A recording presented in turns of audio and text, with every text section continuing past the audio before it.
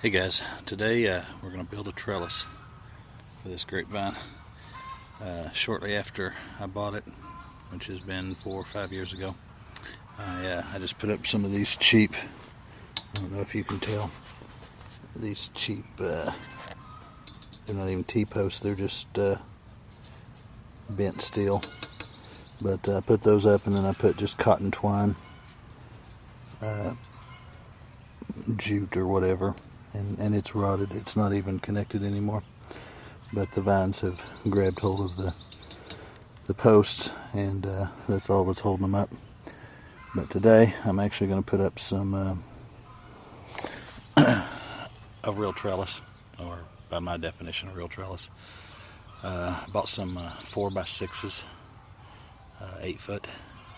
I'm going to dig a 2 foot deep hole, and then I've got some electric fencing. It's a 17 gauge wire, aluminum wire. Everything I've read says use a 12 to 14 gauge wire, but it's what I've got, so it's what I'm going to use. But let's see what we can do. Okay, we've got a hole dug 2 feet deep. Let's verify.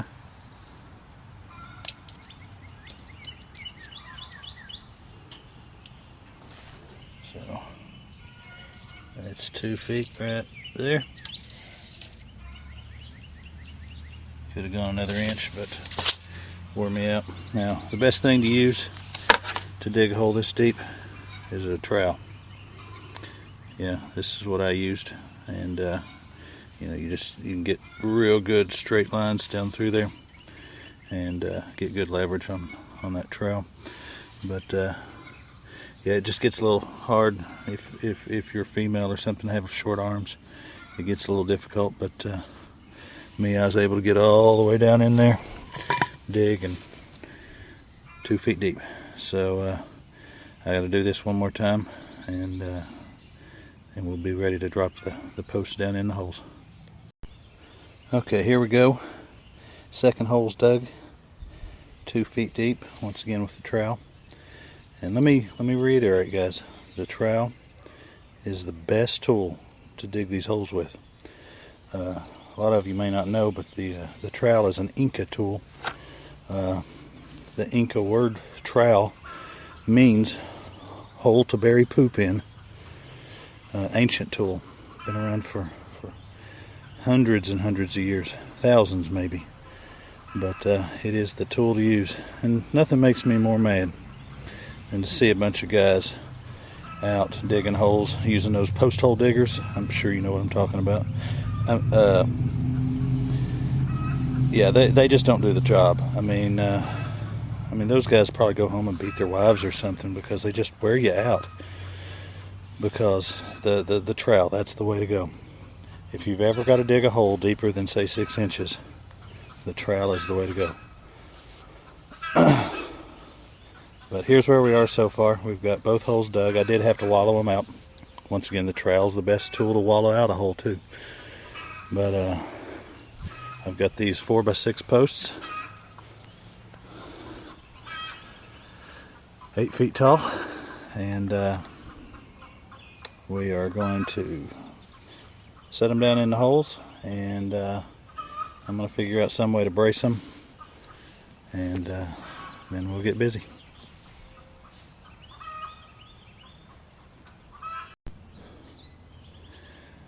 Okay, we got the post in.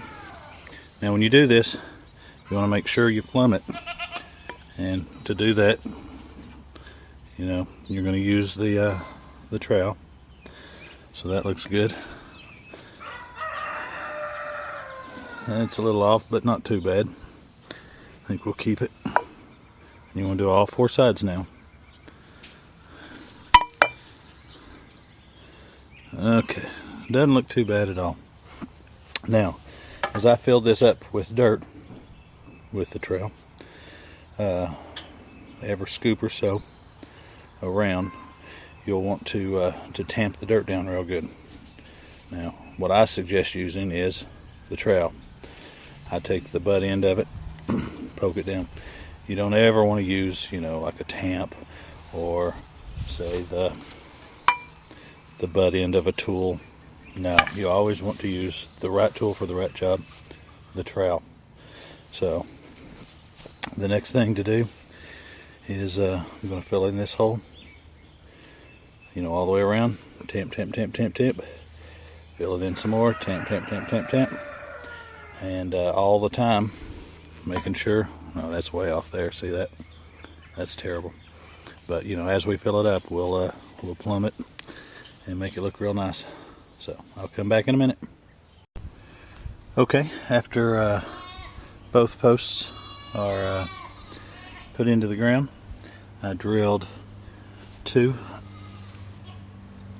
holes, about 3/4 inch holes, one at 2.5 feet from ground level, so 30 inches, and then one at 60 inches, so 2.5 feet and then 2.5 feet. So, and that's on center. I did that on both, and the best tool to use is a trowel. You can just dig those holes right out, just like you did the holes for the post. You use the trowel, dig you a hole right through the post. Okay, what I've ended up doing now, taking me some chain that I had, and I cut me off two. No, it doesn't look like two, but two lengths of chain. I don't know, 8 to 10 inches long, just a little section. And chain's a little hard to cut through, so make sure you use your trowel to cut your way through. But 2 pieces of chain. Okay, after you get your chain cut, you want to take whatever kind of wire you're going to use. Like I said, I'm using electric fencing, 17 gauge aluminum, and just cut you a section that's long enough to run from one post to the other. I take the wire and secure it to the chain at the end link from the section that I cut. Then I take the trowel and I push the chain through. And what I'm going to do, and this is going to be hard to show you with one hand, but I'm going to pull that good and taut. Hold on just a second. And then I'm going to take an old rusty nail, and it has to be rusty. You can't use a new nail. New nails will, yeah, they won't work. Just trust me. And hold on here.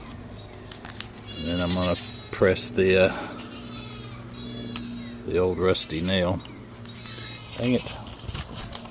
Through so that it secures like that. Now I'll definitely want to pull that a lot more taut, because see, that's just far too flimsy, but you get the idea.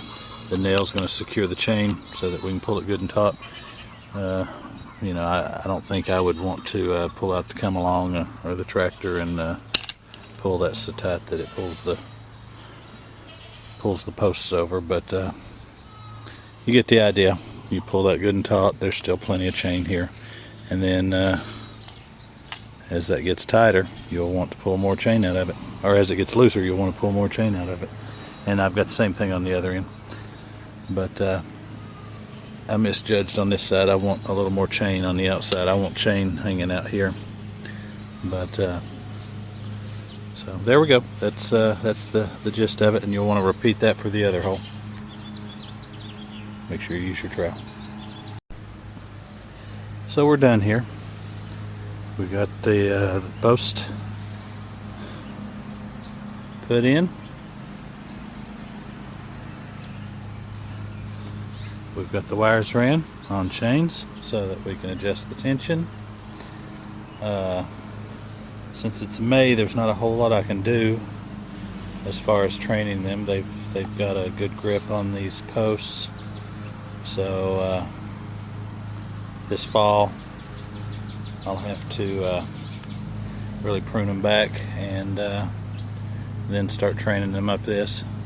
But if I want to get any fruit this year, then I need to leave them alone. Although I don't know that I'm going to get any fruit. But I think we're done, at least for now. All thanks to the trail.